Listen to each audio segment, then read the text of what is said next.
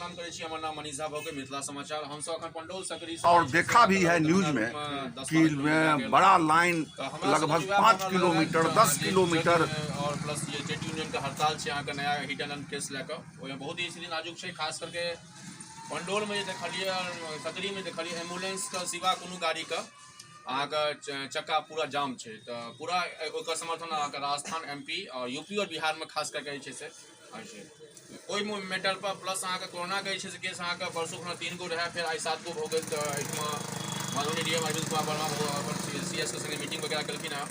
तो एहि पर बात रखे के लेल हमरा सबके बीच अवेलेबल छथिन अहाँ हुसैन प्रसाद जी जे कि SN पासवान जी जे कि अहाँ पार्टियों से पॉलिटिक्स है, कांग्रेस से वरिष्ठ मेंबर छथिन।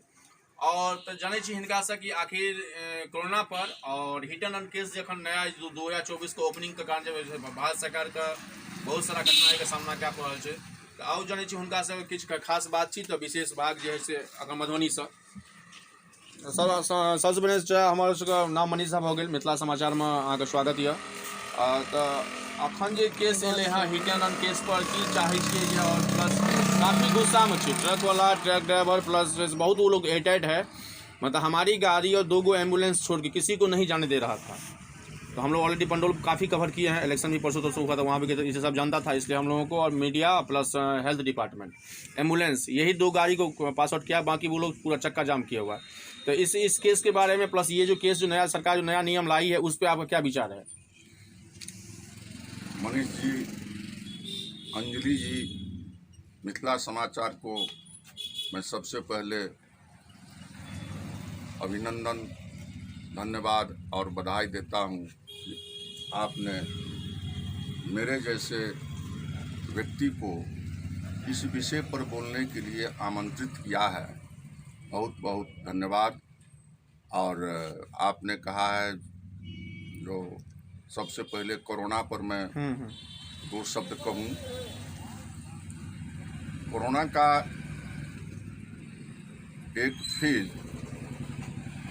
2020 से 22 तक चला था। इसमें कई प्रकार के कोरोना केसेज N2 या कई में आया और उससे भारतवर्ष निजात पाया।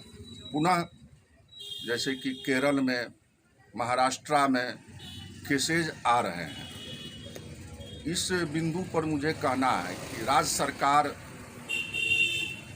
अलर्ट है और सीट हॉस्पिटल में अलर्ट मोड में रखा गया है। जैसा कि अखबारों में मैं देखता रहा हूँ, वैसे घबराने की ज़रूरत नहीं है, फिर भी परहेज और सतर्कता आवश्यक है। तो मैं आम आवाम से यही कहूँगा कि ये कोरोना से सतर्क रहें और अपने आप को हमेशा सुरक्षित रखने का कोशिश करें। ये और हमारे सिविल सर्जन, हमारे डॉक्टर्स जो हर समय 24 आवर एक्टिव मोड में है, और उन लोगों से भी मेरा अनुरोध है कि आप हमेशा एक्टिव रहें और जैसे भी कोरोना का केसेज आए तो उस पर तुरंत कार्रवाई करें और उसके निदान के लिए सोचें। कल भी मैंने अखबार में पढ़ा था, उसमें देखा था कि जो कोरोना केसेज दरभंगा में भी शायद एक ठो आया है, आपको जानकारी होगी। 19 साल का लड़का है। हाँ, उसमें एक केसेज था आया है। तो इसके लिए वह होम क्वारंटाइन की ही व्यवस्था की गई है। फिर भी मैं यही कहूँगा और आपके माध्यम से मैं कहना चाहता हूँ कि कोरोना केसेज जैसे भी आए, वह होम क्वारंटाइन हो, हॉस्पिटल में व्यवस्था हो, ये सब यह बहुत ही आवश्यक है और इससे हम लोगों को बचने की आवश्यकता है।